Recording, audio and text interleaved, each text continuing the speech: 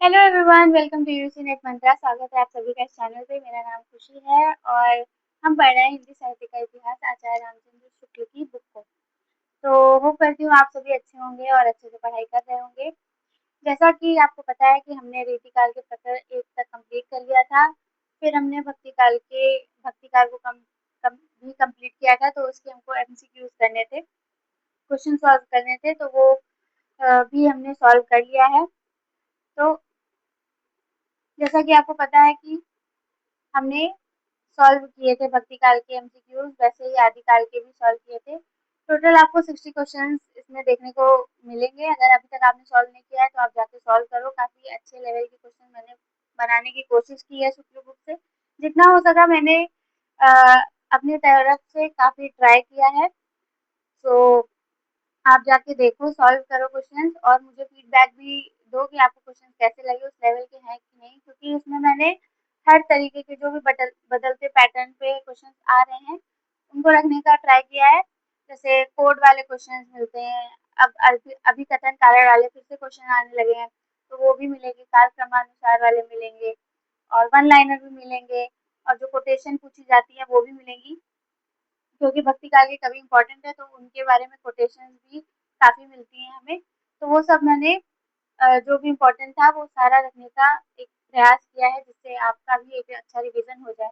ऐसे ही हमने आदिकाल जब कंप्लीट किया था तो उसके क्वेश्चंस किए थे और ये सारे क्वेश्चंस मेरे बनाए हुए हैं, एमसीक्यूज हैं।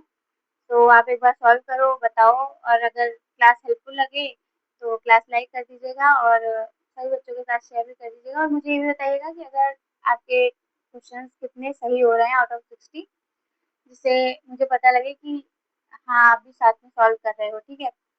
बाकी जितनी भी हमारी इससे रिलेटेड क्लासेस हो रही हैं, मतलब हिंदी साहित्य के इतिहास की, उसकी मैंने एक प्लेलिस्ट बना दी है आचार्य रामचंद्र शुक्ल की बुक के नाम से। तो सारी क्लासेस आपको उसी जगह मिल जाएगी। और अगर अभी तक आपने बाकी क्लासेस नहीं देखी है तो आप जाके देख लो, स्पीड बढ़ा के फटाफट देख लो, रिवीजन आपका हो जाएगा। ठीक है। और तो मुझे बताना है आप कमेंट करके कि आपको क्लासेस कैसी लग रही हैं, आपको अच्छी लग रही हैं कि नहीं। तो जिससे मुझे पता लगे कि मुझे कहाँ इम्प्रूव करना है या जो भी। ठीक है, आप अपना अपनी तरफ से फीडबैक दे देना। तो इस क्लास में भी हम अ, रीति ग्रंथ काल कवियों को देखने वाले हैं, मतलब प्रकर 2 को पढ़ने वाले हैं। तो अभी तक अगर आप चैनल पे नए हो तो आप चैनल को सबसे पहले सब्सक्राइब कर लीजिएगा और क्लास को लाइक भी कर दीजिएगा और ज़्यादा से ज़्यादा बच्चों तक शेयर करिएगा अगर आपको क्लासेस हेल्पफुल लगे तो। ठीक है, क्योंकि सब्सक्राइब और लाइक करने में ज़्यादा टाइम नहीं लगता है। तो आप कर लीजिएगा अगर आपको हेल्पफुल लगे। बाकी आज हम पढ़ने वाले हैं अपने प्रकर 2 को, रीति ग्रंथकार कवि। काफ़ी ढेर सारे कवि आपको इसमें देखने को मिलेंगे। प्रकर 2 और प्रकर 3 दोनों में आपको काफ़ी ढेर सारे कवि मिलेंगे। जब हमने हिंदी साहित्य का इतिहास पढ़ना स्टार्ट किया था तभी शुक्ल जी ने बोला था कि मेरे हिसाब से मैंने बहुत ज़्यादा कवियों को ही रख दिया है। तो वो हमें यहाँ पे देखने को मिलेगा कि क्यों उन्होंने कहा है। क्योंकि इस प्रकरण में, मतलब प्रकर 2 में, हमें टोटल 57 कवि देखने को मिलते हैं। हाँ, ये मानते हैं कि सभी इम्पोर्टेंट नहीं है, बट पढ़ने तो हमें सारे हैं, क्योंकि किसी-किसी की कभी रचना ही से पूछ ली जाती है और किसी के बारे में तो ढेर सारी चीज़ें पूछी जाती हैं, तो वो हम देखते हुए चलेंगे।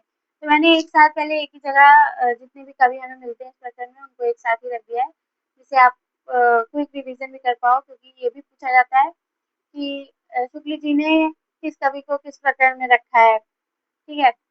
अब जैसे केशव दास को जब हमने पढ़ा था तो उनको भक्ति काल की उत्तर रचनाओं में अ, रखा है शुक्ल जी ने। लेकिन जिसने इस बुक को नहीं पढ़ा है उसे लगेगा कि ये रीतिकाल के कवि हैं, तो इन्होंने रीतिकाल में ही रखा होगा। तो इस वजह से आपको ये चीज़ें भी, बेसिक चीज़ें पता होनी चाहिए।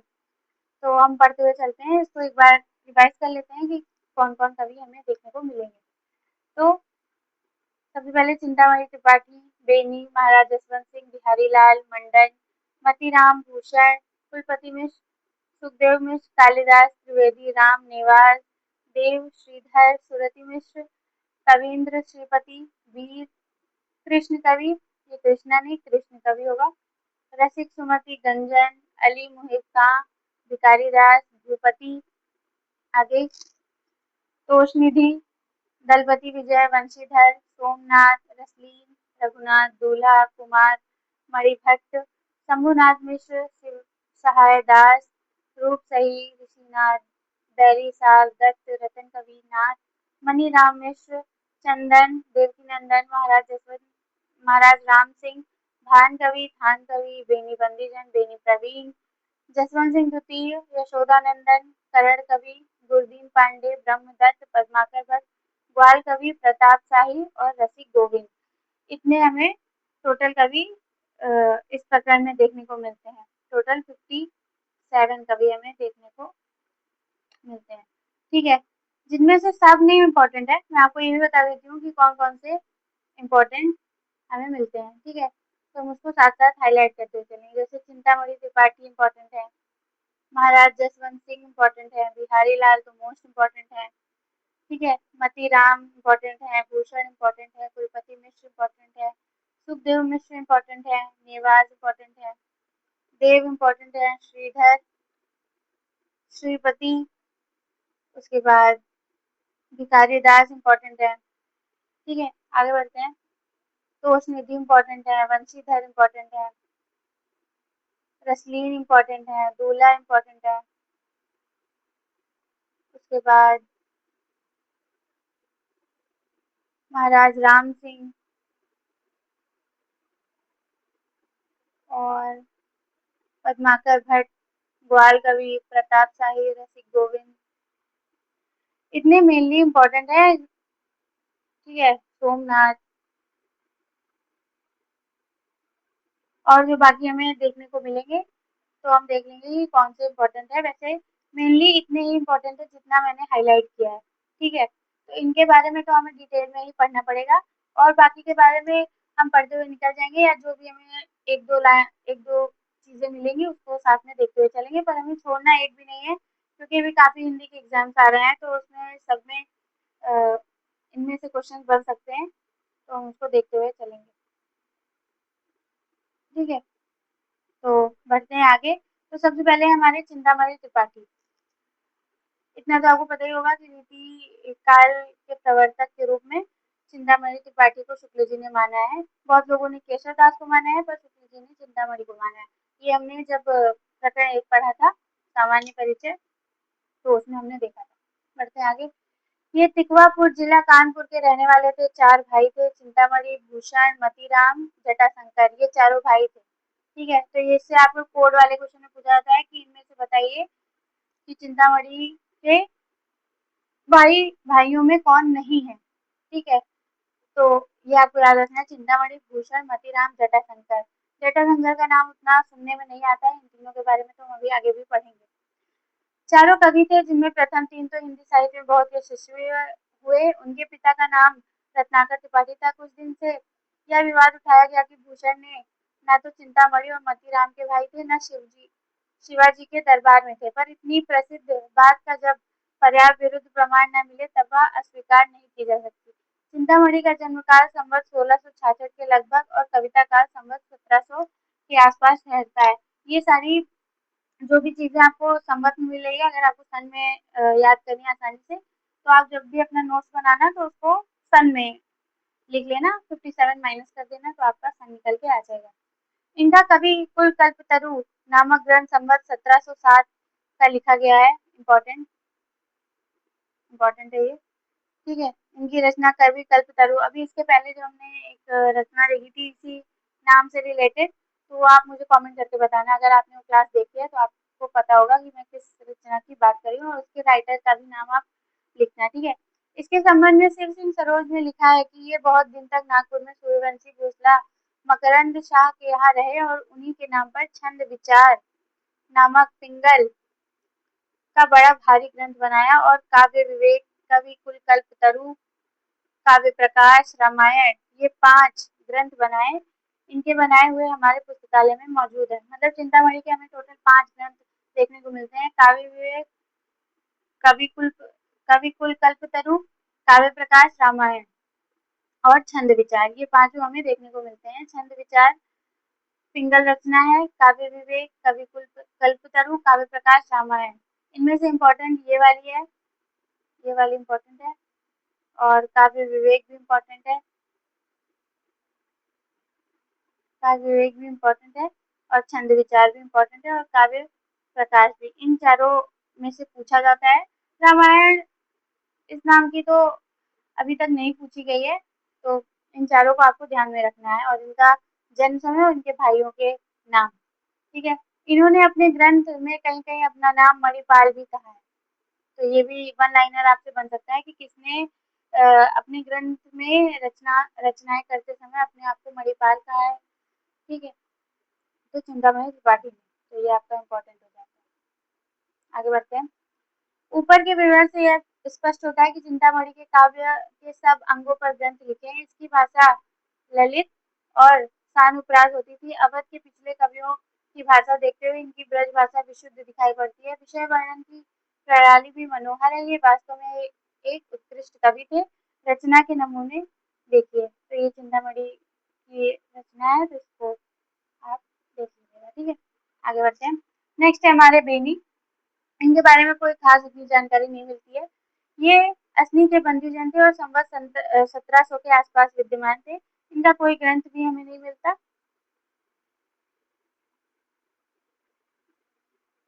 इनकी ये एक मिलती है, एक बार आप इसको देख के निकल जाइए। ऐसी खास कुछ इनके बारे में इतना इम्पोर्टेंट नहीं है, बल्कि इनका समय संवत 1700 पता चलता है। ठीक है ना, इनकी कोई रचना मालूम पड़ती है और न इनकी कोई पुस्तक मिलती है। बस कुछ फुटकल कवित्व मिलते हैं, वो भी लोगों के मुंह से। ठीक है। आगे बढ़ते हैं। नेक्स्ट हमारे महाराज जसवंत सिंह, ये इम्पोर्टेंट है, इनसे क्वेश्चंस बनते हैं। ये मारवाड़ के प्रसिद्ध महाराज थे जो अपने समय के सबसे प्रतापी हिंदू नरेश थे, जिनका भय औरंगजेब को बराबर बना रहता था। इनका जन्म संवत 1683 में हुआ था। महाराज जसवंत सिंह बड़े अच्छे साहित्य मर्मज्ञ और तत्व ज्ञान संपन्न पुरुष थे। इम्पोर्टेंट। देखो, जब कोड वाले क्वेश्चन बनते हैं तो जो आपके वन लाइनर क्वेश्चन होते हैं वो भी उसमें ऐड हो जाते हैं, या कभी आपसे वन लाइनर क्वेश्चन जो बन मिलते हैं आपको, तो वो कोड वाले में पूछ लिए जाते हैं। तो अगर आपको वो चीज़ पता रहेगी तो एलिमिनेशन मेथड से आप निकाल ले जाते हो क्वेश्चन, तो ये एक प्लस पॉइंट होता है। इसीलिए हम पीवाईक्यू सॉल्व करते हैं, इसीलिए हम एमसीक्यू सॉल्व करते हैं कि हमें वो ट्रिक आ जाए, टिप्स आ जाए। ठीक है। और जहाँ जहाँ मुझे देखो इम्पोर्टेंट लगा है, वहाँ जो कवि इम्पोर्टेंट है उनके बारे में थोड़ी ज़्यादा चीज़ें मिलती हैं, तो उसको मैंने ज़्यादा ही रखा है। जिनके बारे में कम मिलती है तो जितना पॉइंट मिलेगा उतना ही रखा जाएगा। ठीक है। औरंगजेब ने इन्हें कुछ दिनों के लिए गुजरात का सूबेदार बनाया था। वहाँ से शाइस्ता खां के साथ ये छत्रपति शिवाजी के विरुद्ध दक्षिण भेजे गए थे। कहते हैं कि चढ़ाई में शाइस्ता खां की जो दुर्गति हुई वह इनके इशारे पे हुई थी। अंत में अफगानों को सर करने के लिए काबुल भेजे गए थे, जहां संवत 1745 में इनका परलोकवास हो गया था। इनका जन्म, मृत्यु और ये जो एक हमें पॉइंट मिला है ये। ठीक है। ये इम्पोर्टेंट है। ये हिंदी, अब ये इम्पोर्टेंट कोटेशन है आपकी, ये इम्पोर्टेंट है। ये हिंदी साहित्य के प्रधान आचार्यों में माने जाते थे और इनका भाषा भूषण ग्रंथ अलंकारों पर एक बहुत ही प्रचलित पाठ्य ग्रंथ रहा है। इस ग्रंथ को इन्होंने वास्तव में आचार्य के रूप में लिखा है, कवि के रूप में नहीं लिखा है। तो ये इतनी भी लाइन आपसे पूछी जा सकती है। ठीक है। इतनी आधी लाइन भी आपसे पूछी जा सकती है तो आप कंफ्यूज हो जाओगे। ठीक है। और पूरी भी पूछी जा सकती है। भाषा भूषण अगर लिखा रहेगा तो शायद आप अंदाजा लगा ले जाओ कि महाराज जसवंत सिंह की रचना है। भाषा भूषण जिसमें भरण भूषण ललाम आएगा, वो अलंकार ग्रंथ ही रहते हैं। ठीक है। तो इससे आपको पता चल जाएगा कि अलंकार ग्रंथ कौन से हैं, नायिका भेद कौन से हैं, क्योंकि ऐसा पूछा जाता है और बहुत कंफ्यूजिंग रचना आपको रीतिकाल में देखने को मिलेगी। ठीक है। तो ये कोटेशन इंपॉर्टेंट है। उसके बाद वे आचार्य की हैसियत से हिंदी साहित्य के क्षेत्र में आए, कवि की हैसियत से नहीं। जैसा कि मैंने आपको बताया, ये एक दो बार, काफी बार पूछी गई है। मतलब एक ही जगह आपको एक से दो बार मिल जा रहा है चीजें, वही कोटेशन, तो वो इम्पोर्टेंट होती है। उन्होंने अपना भाषा भूषण बिल्कुल चंद्रालोक की छाया पर बनाया और उसी की संक्षिप्त प्रणाली का अनुसरण किया। चंद्रालोक एक संस्कृत ग्रंथ है और भाषा भूषण इन्होंने जो रचना की वो चंद्रालोक के अनुकरण पर ही की थी। ठीक है। आगे बढ़ते हैं। जिस प्रकार चंद्रालोक में प्राय एक ही श्लोक के भीतर लक्षण और उदाहरण दोनों का सन्निवेश है, उसी प्रकार भाषा भूषण में भी प्राय एक ही दोहे के लक्षण और उदाहरण दोनों रखे गए हैं। इससे विद्यार्थियों को अलंकार खंड करने में बड़ा सुविधा हो गया है और भाषा भूषण हिंदी काव्य रीति के अभ्यासियों के बीच वैसा ही सर्वप्रिय हुआ जैसा संस्कृत के विद्यार्थियों के बीच चंद्रालोक। भाषा भूषण बहुत छोटा ग्रंथ है, कोड वाले में ही पूछा जा सकता है। भाषा भूषण के अतिरिक्त जो और ग्रंथ इन्होंने लिखे वे तत्व ज्ञानी संबंधी है। अपरोक्ष सिद्धांत, अनुभव प्रकाश, आनंद विलास, सिद्धांत बोध, सिद्धांत सार, प्रबोध चंद्रोदय, नाटक। इसमें से ये वाला थोड़ा ज्यादा इम्पोर्टेंट है। ठीक है, आगे बढ़ते हैं। ये सब ग्रंथ भी पद्य में ही है जिनमें पद्य रचना की पूरी निपुणता प्रकट होती है, पर साहित्य में जहाँ तक संबंध है ये आचार्य या शिक्षक के रूप में ही हमारे सामने आते हैं। अलंकार निपुणता की इनकी पद्धति का परिचय कराने के लिए भाषा भूषण के दोहे नीचे दिए गए हैं। ये भाषा भूषण का एक दोहा है, तो इसको बात देख लेते हैं। अत्युक्ति अलंकार, अत्युक्ति या वर्णन, अति सरूप, जाचक तेरे दान ते भय कल्पतरु भूत।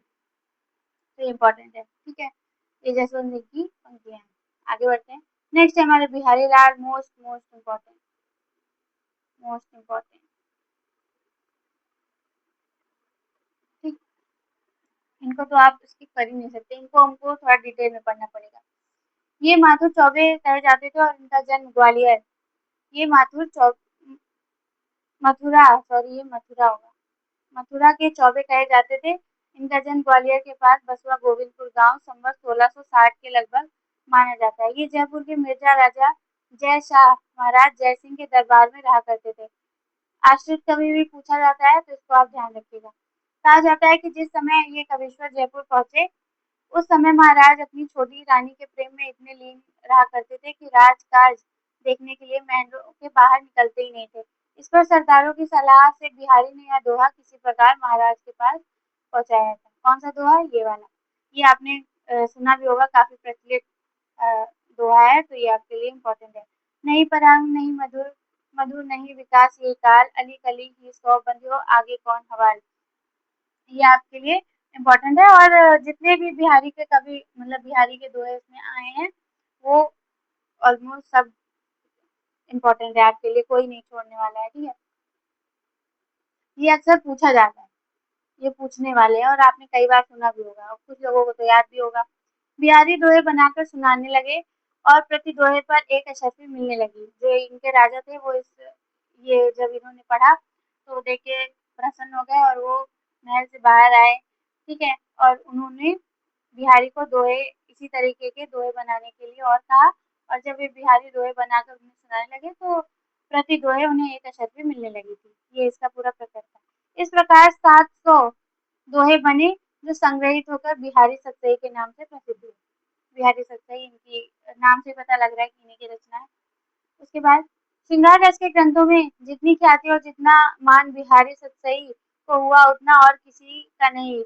इनका एक दोहा हिंदी साहित्य में एक रत्न माना जाता है। इम्पोर्टेंट इम्पोर्टेंट कोटेशन है और किसने कही है? आचार्य रामचंद्र शुक्ल ने। आगे बढ़ते हैं।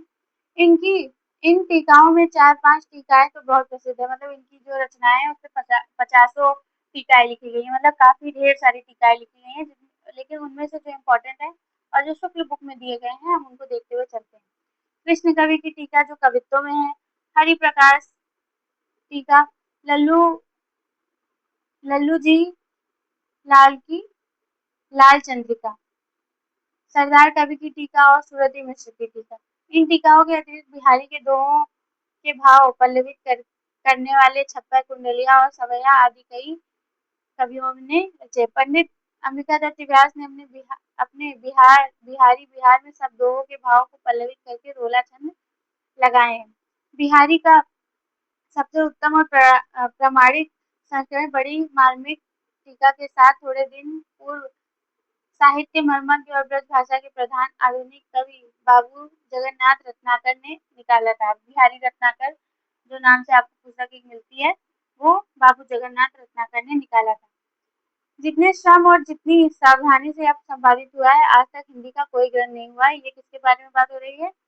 जो इनका निकाला हुआ ग्रंथ था बिहारी रत्नाकर, उसके बारे में बात हो रही है, ये इम्पोर्टेंट है। और जो जितने भी नाम आए हैं इसमें जिनकी टीका है, क्योंकि जो फेमस लोग रहते थे और जिनकी जिनकी कृतियाँ बहुत विख्यात हो गई थी, उनके बारे में जब उनकी रचनाओं पे जब टीका लिखी जाती है, तो उसका भी क्वेश्चन पेपर में आता है कि किसने किसने लिखी है, इनमें से किसने बिहारी सतसई पे टीका लिखी है, तो वो आपको छाँटना पड़ता है, ठीक है? और कोर्ट में आपको आंसर देना पड़ता है, तो इस वजह से ये भी आपके लिए इम्पोर्टेंट हो जाता है। उसके बाद किसी कवि का यश, फिर उसके आगे हम लोग यहाँ देखते हैं, ये हमें इम्पोर्टेंट कोटेशन मिलती है। किसी कवि का यश उसकी रचनाओं के परिणाम के हिसाब से नहीं होता, गुण के हिसाब से होता है। मोस्ट इम्पोर्टेंट, और ये आपसे अगर पूछेगा तो आप कंफ्यूज हो जाओगे कि किसके बारे में हो सकती है, क्योंकि ये वन लाइनर क्वेश्चन बनने के लिए बहुत अच्छा है और ये टफ में आ जाएगा। तो किसी कवि का यश उसकी रचनाओं के परिमाण के हिसाब से नहीं होता, गुण के हिसाब से होता है। मतलब आप क्वालिटी पे फोकस करो, ना कि क्वांटिटी पे। एक बार को क्वांटिटी कम होगी तब भी चल जाएगा, पर क्वालिटी अच्छी होती है तो लोग उसके पास बार-बार जाते हैं। तो ये बात होती है और यही उन्होंने कहा है।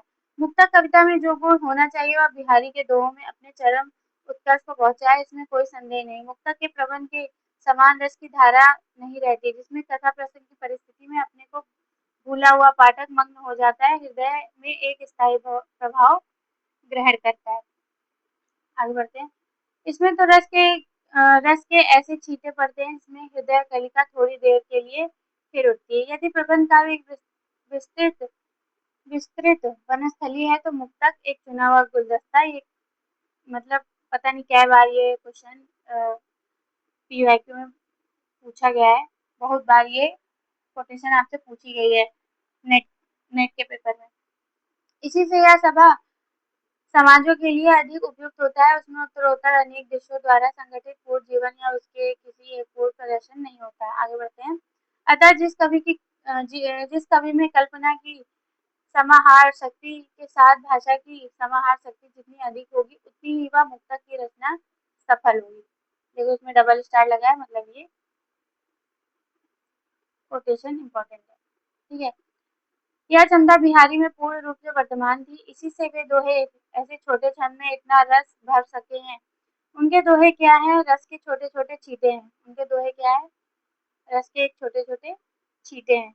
इसी से किसी ने कहा है, ये ये पंक्ति बिहारी की नहीं है, किसी ने बिहारी सतसई की प्रशंसा की है, उसके उपलक्ष्य में किसी ने ये दोहा कहा है। सतसैया के दोहरे जो नावक के तीर देखत के छोटे लगे वेद हो सकल शरीर, ठीक है। आगे बढ़ते हैं। बिहारी की रस व्यंजना का पूर्ण वैभव उनके अनुभव के विधान में दिखाई पड़ता है। अनुभव और भावों की ऐसी सुंदर योजना किसी श्रृंगारी कवि की नहीं हो सकती।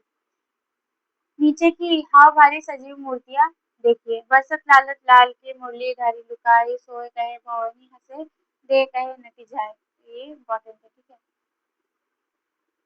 आगे बढ़ते हैं। भाव व्यंजना या रस व्यंजना के अतिरिक्त बिहारी ने वस्तु व्यंजना का सहारा भी बहुत दिया। विशेषता शोभा या कांति सुकुमारता विरहता विरह की शीलता आदि के वर्णन। कहीं कहीं वस्तु व्यंजना औचित्य की सीमा का उल्लंघन करके खिलवाड़ के रूप में हो गई है, जैसे इन दोनों में देखिए। पात्रा की तिथि पाइये वा घर के चौपास नीति प्रति पुण्योई रहे आनंद ओ उजास, ठीक है। तो ये दोनों इम्पोर्टेंट है। ये पूरा है एक ही, बट मैंने अलग अलग करके लिखा है क्योंकि जो इम्पोर्टेंट है।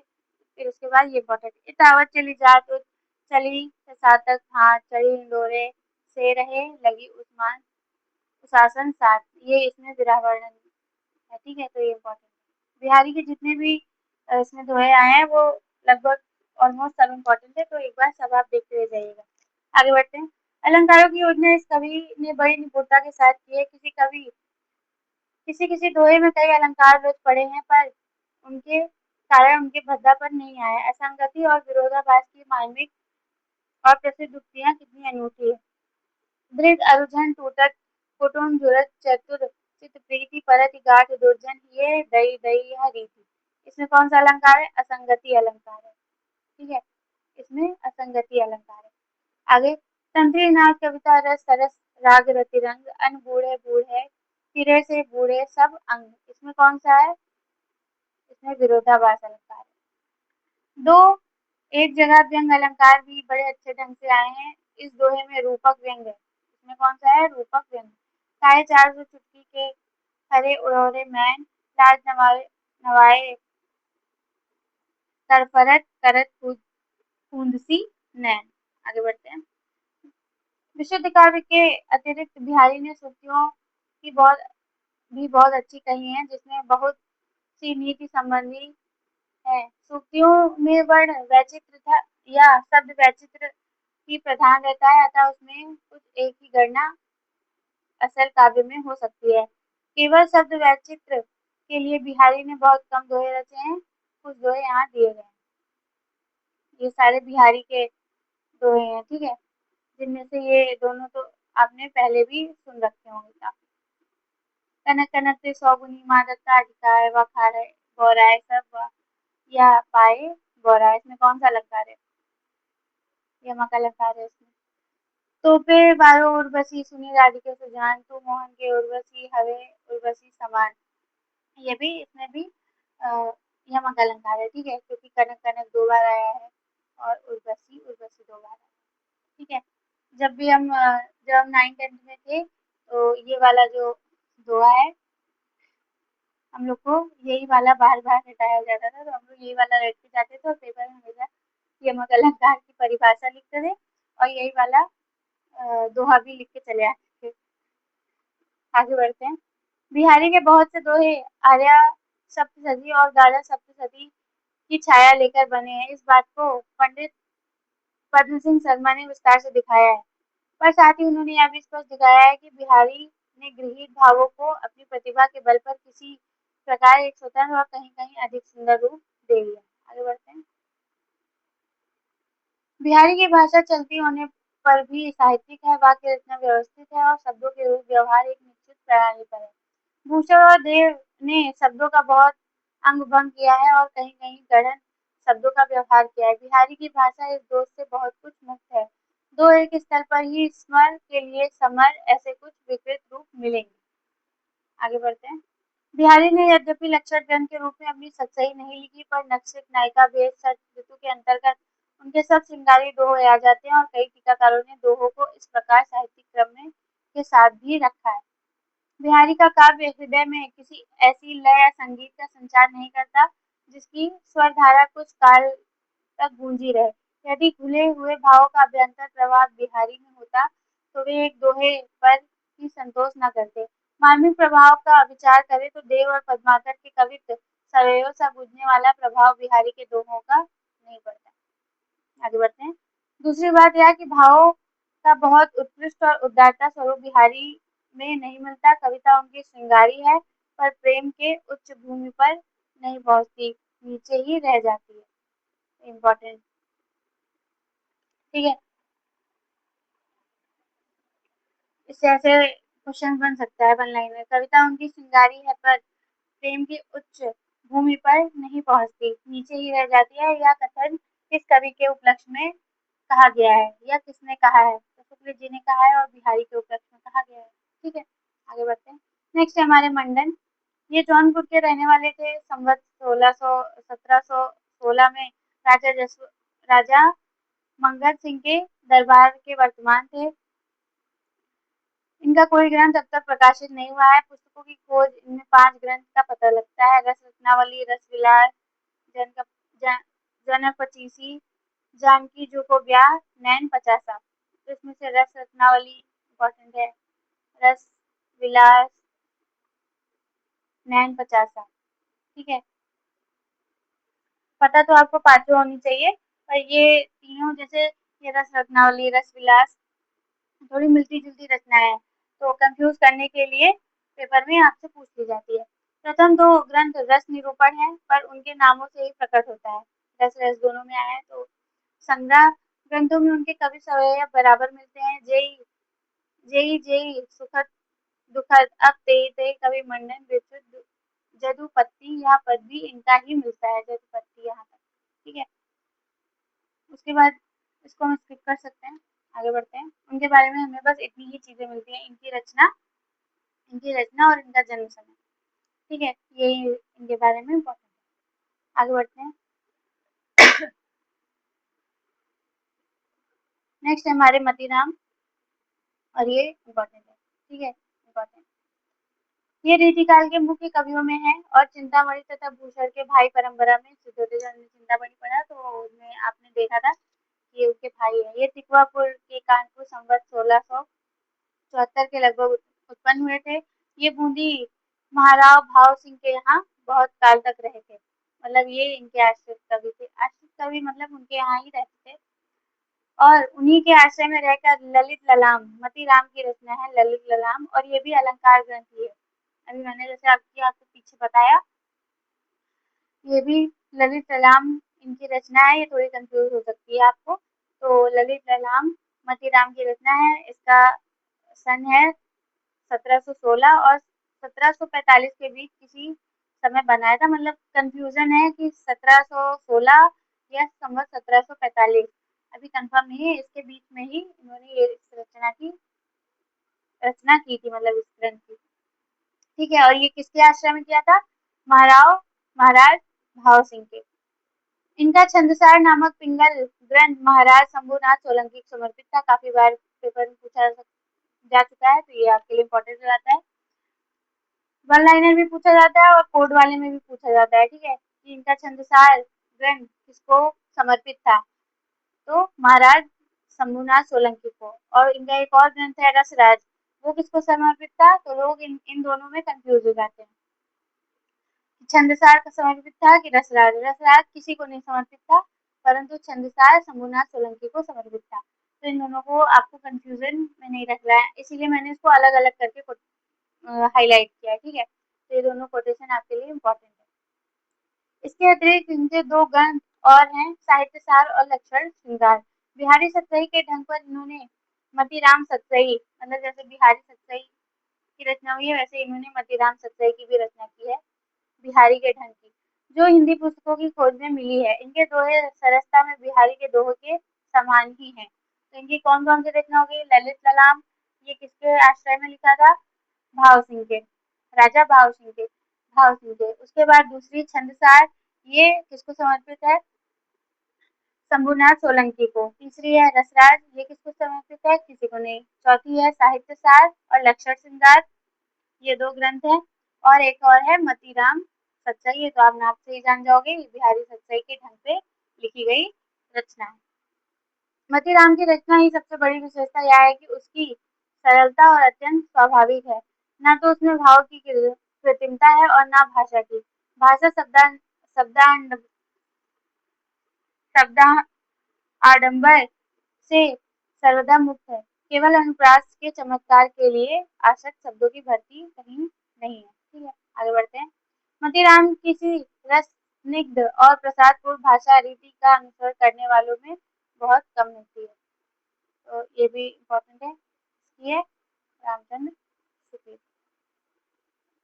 भाषा के ही समान मतीराम ने तो भाव कृत्रिमता और न उसके व्यंजक व्यापार और चेष्टाएं, भावों को आसमान पर चढ़ाने और दूर की कौड़ी लाने के फेर में ये नहीं पड़े। नायिका के विरह ताप को लेकर बिहारी के समान मजाक इन्होंने नहीं किया है। आगे बढ़ते हैं। इनके भाव व्यंजक व्यापारों की श्रृंखला सीधी और सरल है, बिहारी के समान चक्करदार नहीं है। वचन वक्रता भी इन्हें बहुत पसंद न थी। जिस प्रकार शब्द वैचित्र को ये वास्तविक काव्य से पृथक वस्तु मानते थे, उसी प्रकार ख्याल की झूठी बारीकियों को भी। इनका सच्चा कवि हृदय था, इम्पोर्टेंट, इनका सच्चा कवि हृदय था। खास कुछ इतना इम्पोर्टेंट नहीं है, आगे बढ़ते हैं। रसराज और ललित ललाम मतीराम के दो बहुत प्रसिद्ध ग्रंथ है, क्योंकि रस और अलंकार की शिक्षा में इनका उपयोग बराबर होता चला आ रहा है। वास्तव में अपने विषय के ये अनुपम ग्रंथ है। कौन से? रसराज और ललित ललाम, दोनों इम्पोर्टेंट है। इनकी जितनी भी रचनाएं हैं वो सारी इम्पोर्टेंट है, तो इसको आप ध्यान रखिएगा। आगे बढ़ते हैं। रसराज का तो कहना है क्या, ललित ललाम में भी अलंकारों के उदाहरण बहुत सरस और स्पष्ट हैं। इसी सरसता और स्पष्टता के कारण ये दोनों ग्रंथ इतने सर्वप्रिय हैं। रीतिकाल के प्रतिनिधि कवियों में पद्माकर को छोड़ और किसी कवि में मतीराम किसी चलती भाषा और सरल व्यंजना नहीं की है। रीतिकाल के प्रतिनिधि कवियों में पद्माकर को छोड़ के और किसी ने मतीराम की चलती भाषा और सरल व्यंजना नहीं की है, तो ये आपके लिए इम्पोर्टेंट हो जाता है, ठीक है। बिहारी की प्रसिद्धि का कारण बहुत कुछ बात कर्तव्य है। दूसरी बात यह कि इन्होंने केवल दोहे कहे हैं, इनमें उनमें वह नाच सौंदर्य नहीं आ सकता जो कवित्व सवैये की लय की प्रसिद्ध संगठित होता है। ये इम्पोर्टेंट है। कुंदन को रंग फीको लगे, झलके अति अंगनी चारु गोराई। ठीक है, तो ये आपसे पूछा जाता है। आगे बढ़ते हैं। नेक्स्ट हमारे भूषण ये वीर रस के प्रसिद्ध कवि थे और चिंतामणि और मोतीराम के भाई थे। जो हमने पढ़ा था उसमें आए थे, ये वीर रस के कवि थे। ठीक है, इनका जन्म काल संवत 1670 है। चित्रकूट के सोलंकी राजा रुद्र ने इन्हें कवि भूषण की उपाधि दी थी, तभी से ये भूषण के नाम से प्रसिद्ध हो गए।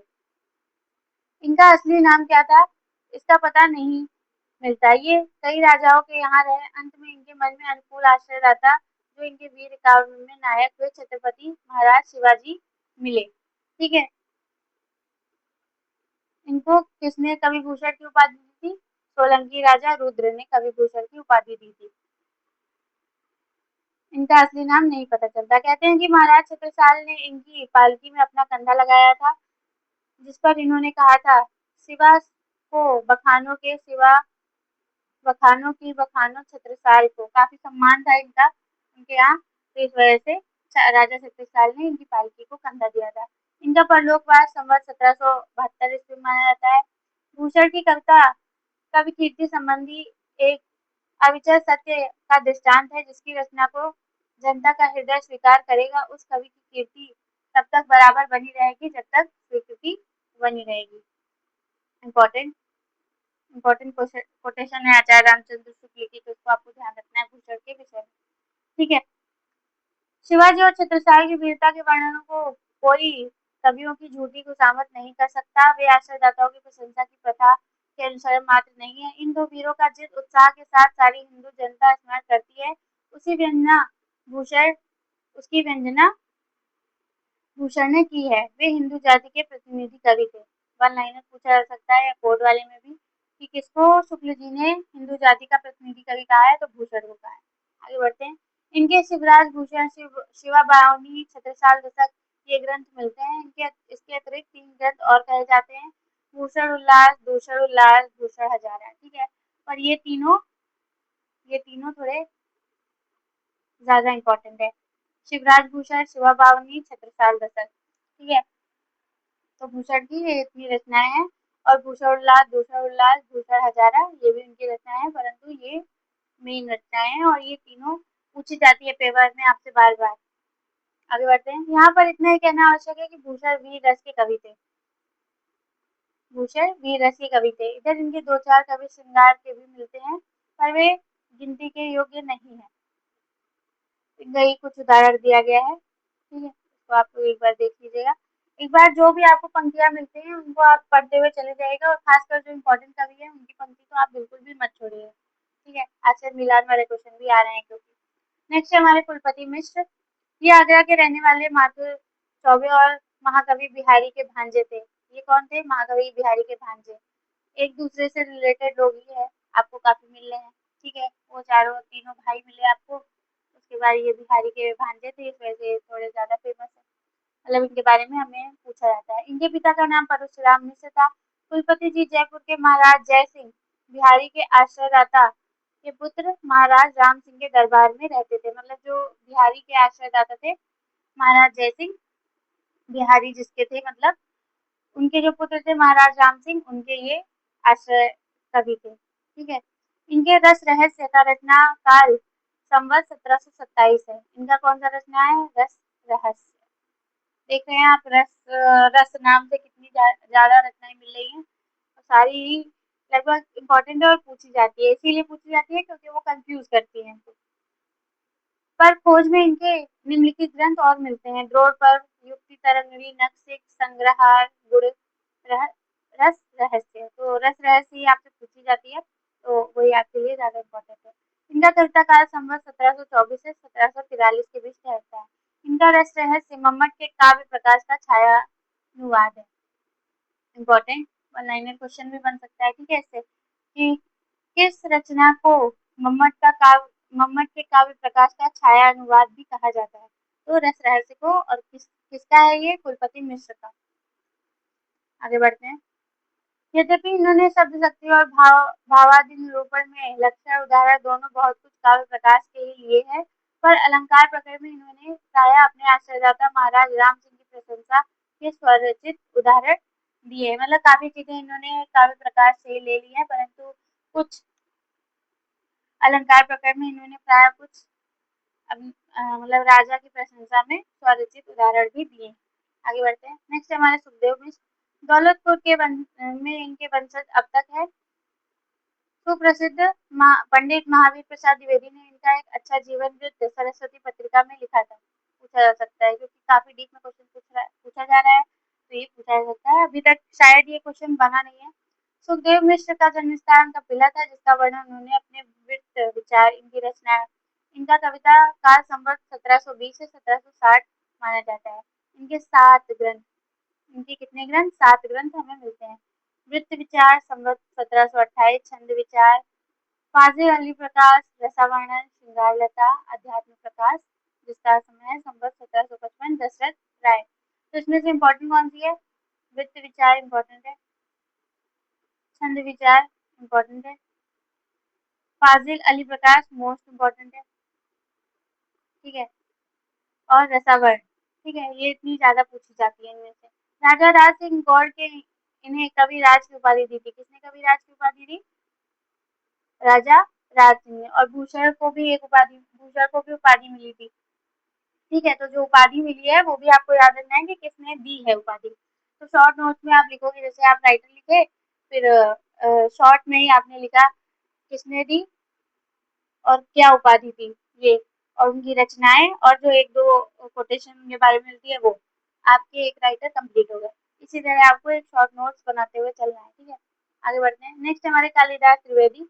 ये अंतर्वेद के रहने वाले कार्मिक ब्राह्मण थे।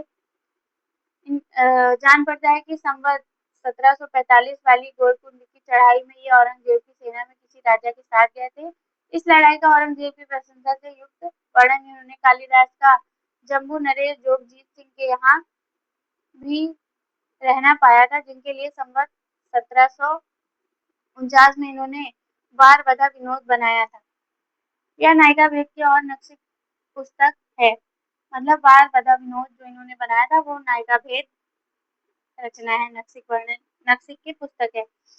बता जैसे कवितों की इनकी एक छोटी सी पुस्तक जंजीरा बन भी है। राधा माधव बुधा मिलिन विनोद नाम का एक कोई और ग्रंथ इनका खोज में मिला है। इनकी रचनाओं के अतिरिक्त इनका एक बड़ा संग्रह कालिदास हजारा बहुत दिनों से प्रसिद्ध चला आता है। इस ग्रंथ के संबंध में शिव सिंह सरोज ने लिखा है कि संवत 1481 से लेकर संवत 1776 तक के 212 कवियों में 1000 पद्य संग्रहित है। मतलब कालिदास हजारा जो ये रचना है, इसमें संवत 1481 से संवत 1776 तक की 212 जो भी कवि थे, 212 उनके 1000 पद्य संग्रहित किए गए हैं। तो ये इतना आपके लिए इसमें इम्पोर्टेंट है कि इनकी रचना कालिदास हजारा, और ये वाला पॉइंट जो शिव सिंह सरोज में हमें देखने को मिलता है, तो इनके बारे में इतना ही इम्पोर्टेंट है, ठीक है। आगे बढ़ते हैं। नेक्स्ट हमारे राम। शिव सिंह सरोज में इनका जन्म संवत 1703 में लिखा पाया गया है। इनका नायिका भेद एक ग्रंथ श्रृंगार सौरभ, नायिका भेद ग्रंथ है ये श्रृंगार सौरभ, जिनकी कविता बहुत ही मनोरम है।